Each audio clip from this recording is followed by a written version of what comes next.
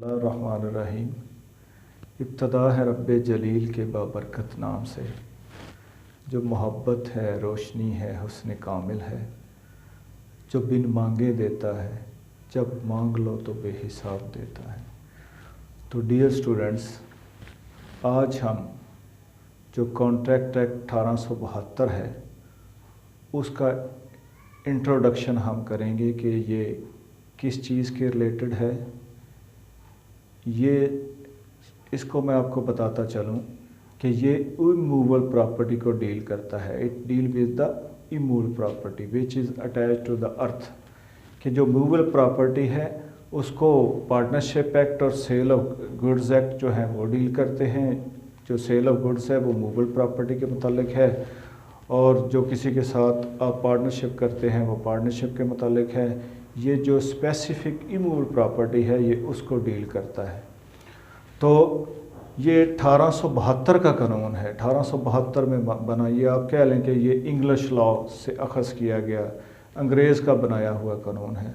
वैसे तो जितने कानून पाकिस्तान में हैं सारे के सारे अंग्रेज़ ने बनाए हैं, कि अंग्रेज़ यहाँ से चला गया, लेकिन सारे लॉज जो हमारा कोर्ट्स का सिस्टम है ये सारे का सारा उसी का दिया हुआ है। चप्पे चप्पे पे उनके निशानात नज़र आ रहे हैं।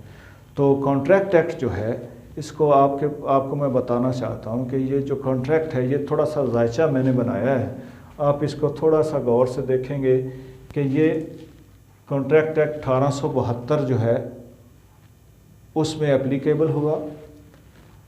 कॉन्ट्रैक्ट से मुराद ये एक लेटिन वर्ड है, लातीनी ज़बान का लफ्ज़ है। तो कहाँ से लिया गया? कॉन्ट्रैक्ट विच मीन्स कॉन्ट्रैक्टवस, कि ये टू पार्टीज़ कॉन्ट्रैक्ट है, कि दो पार्टीज़, क्योंकि एक पार्टी आपस में मिलकर मुआहदा नहीं कर सकती, कि टू पार्टीज़ कॉन्ट्रैक्ट है। टू पार्टीज़ को एग्रीमेंट को फुलफ़िल करना होता है।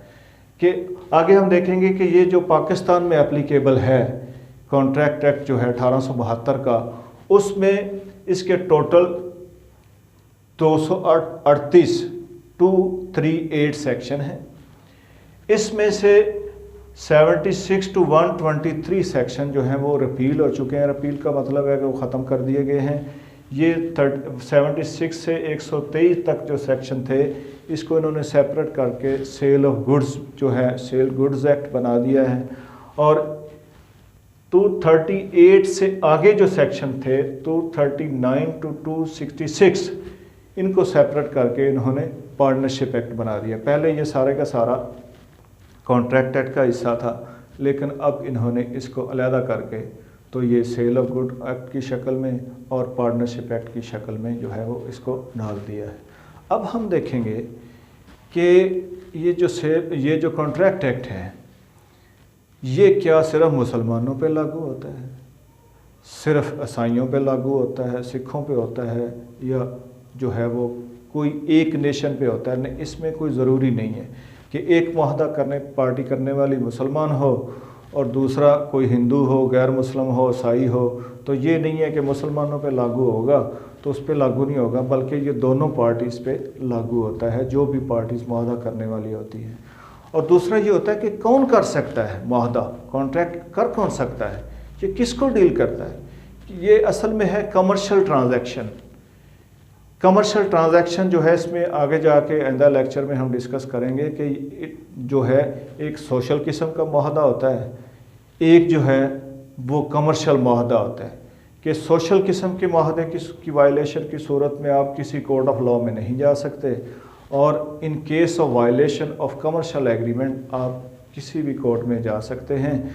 तो मुआहदे के लिए, कॉन्ट्रैक्ट के लिए ज़रूरी है कि वो जो है कमर्शियल मुआहदा हो जिसकी वायलेशन की सूरत में आप कोर्ट ऑफ लॉ में जा सकें।